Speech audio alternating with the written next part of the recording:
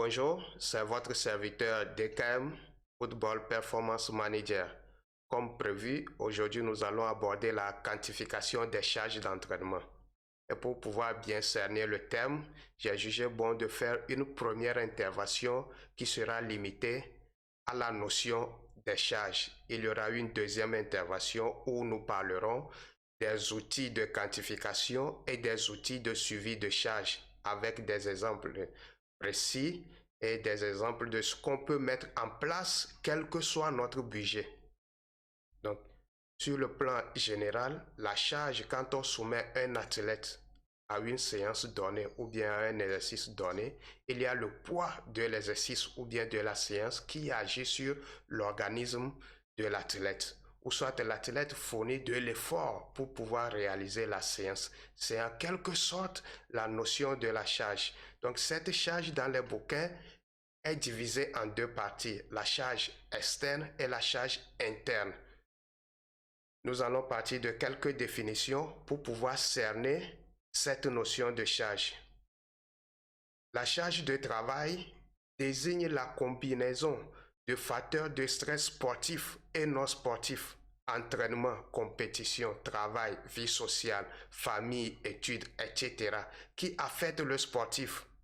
La charge de travail peut être divisée en deux catégories, charge externe et charge interne. Maintenant, nous allons voir la définition de la charge externe et de la charge interne. La charge externe peut être définie comme le travail physique, sportif et non sportif réalisé par l'athlète lors des entraînements, des compétitions et des activités physiques de la vie courante. Maintenant, la charge interne représente la réponse psychologique et physiologique à la charge externe combinée à celle des activités de la vie courante et autres facteurs environnementaux et biologiques. Donc, pour la notion de la charge externe, on peut dire que c'est le travail qu'on propose à nos joueurs ou à nos athlètes. La séance que les joueurs ont effectuée pour ne pas trop compliquer la définition. Et la charge interne, maintenant, on peut dire que c'est ce que l'organisme a subi réellement à la fin de notre séance. Donc, dans les bouquins, on peut voir aussi la notion de charge chronique et de charge aiguë. La charge aiguë, c'est la somme des charges sur une semaine. On peut dire la charge hebdomadaire. Si vous travaillez de lundi à dimanche, les entraînements de lundi à dimanche, la charge aiguë, c'est la somme de la charge de lundi, de mardi jusqu'à dimanche. La charge chronique ici, il y en a qui utilisent 3 semaines, il y en a qui utilisent 4 semaines. Si vous utilisez 3 semaines, c'est la somme des charges sur les 3 semaines passées. Et si c'est 4 semaines, c'est la somme des charges des 4 semaines passées. Maintenant, il y a un ratio que vous pouvez trouver aussi dans les bouquins. L'objectif ici, c'est de comprendre les notions, ce qui se trouve dans les bouquins. Et après, on va voir avec la deuxième partie, la deuxième intervention, on va voir ce qu'on peut mettre en place sur le plan pratique. Maintenant, la notion du ratio charge aiguë sur charge chronique, ça veut dire que vous avez 7 semaines, vous avez travaillé 7 semaines, vous allez faire la somme de la charge de 7 semaines sur la somme de la charge des 3 semaines passées ou bien des 4 semaines passées. Ce ratio, beaucoup l'utilisent dans le cadre de la prévention, mais les études nous montrent aujourd'hui qu'il n'y a pas de relation cause à effet entre ce rapport et les blessures. Mais il y a seulement un lien. Donc il y a des points d'interrogation là-bas.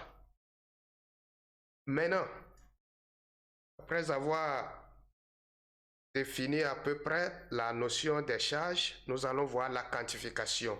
Ici, quand on parle de notion de quantification, on va essayer d'estimer la charge externe et la charge interne. Mais c'est un phénomène complexe, la charge. On ne peut que les estimer. Et cette notion de quantification va se référer à la somme de travail demandée aux sportifs et aux sollicitations provoquées par celle-ci. Donc, on va chercher à estimer ou bien à donner une valeur au travail qu'on demande à nos athlètes. Et après, on va chercher à estimer aussi les sollicitations provoquées au niveau de l'organisme de nos athlètes. Donc ici, on va prendre l'exemple là. Donc, il y a l'exercice. Ce qu'on propose à l'entraînement, en termes de qualité, quantité, l'organisation, tout ça là. Quand on fait l'exercice, on soumet notre athlète à notre séance.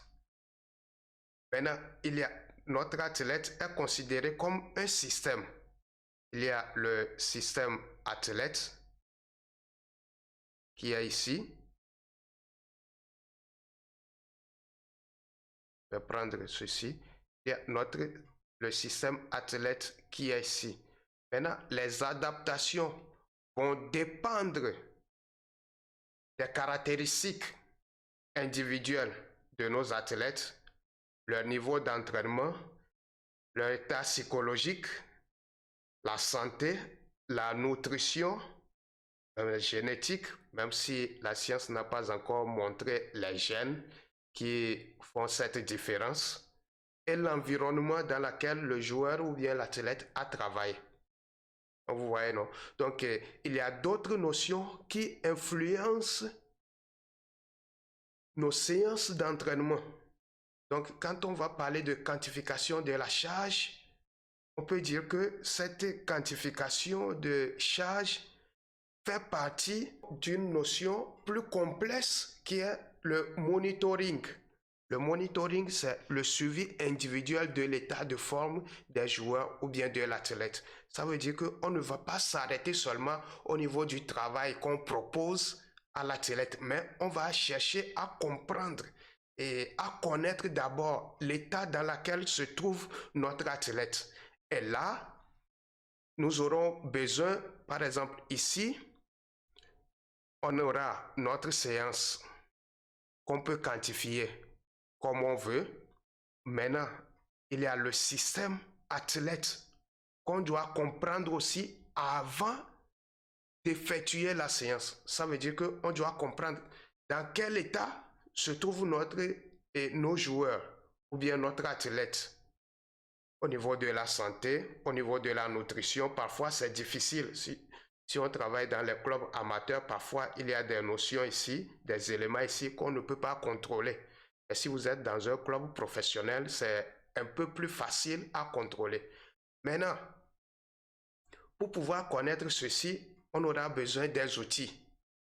Et pour connaître l'état dans lequel se trouve notre joueur avant la séance, il y a des outils. On peut utiliser l'indice de repère. On va parler de cet indice-là dans la deuxième partie.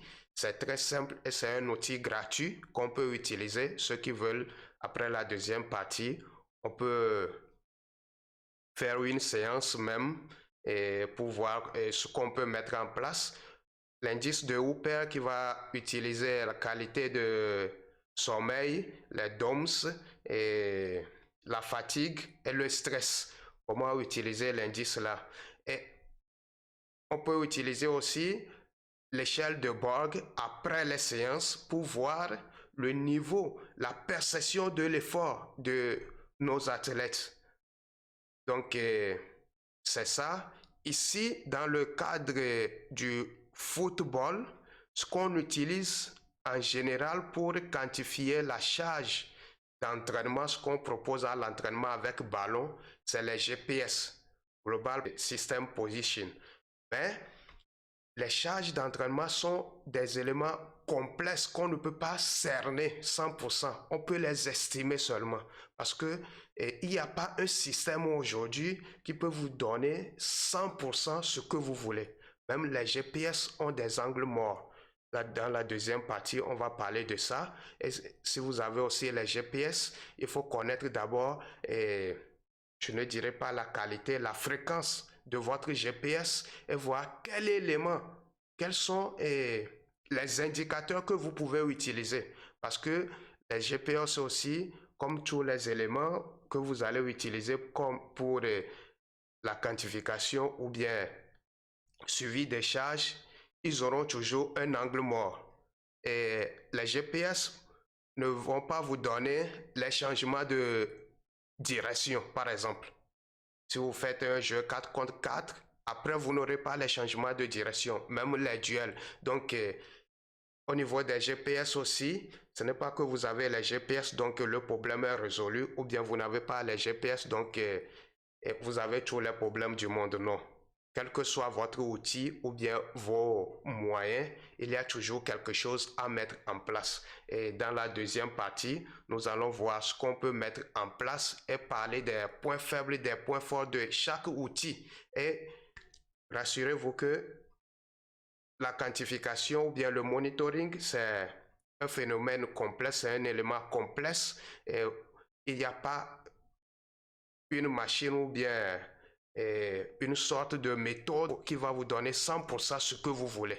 Donc, ici, le mieux, c'est d'avoir plus de données à croiser. Si vous avez plus de données à croiser, vous avez plus de chances pour être proche de ce que vous voulez.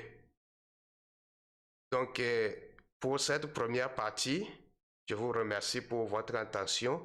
Il y aura une deuxième partie où nous allons parler réellement de ces outils, comment les utiliser et ce qu'on peut mettre en place, même si on n'a pas de moyens, même si on travaille dans les clubs amateurs, il y a toujours des outils gratuits qu'on peut utiliser comme suivi de charge. Merci beaucoup. Ciao, ciao.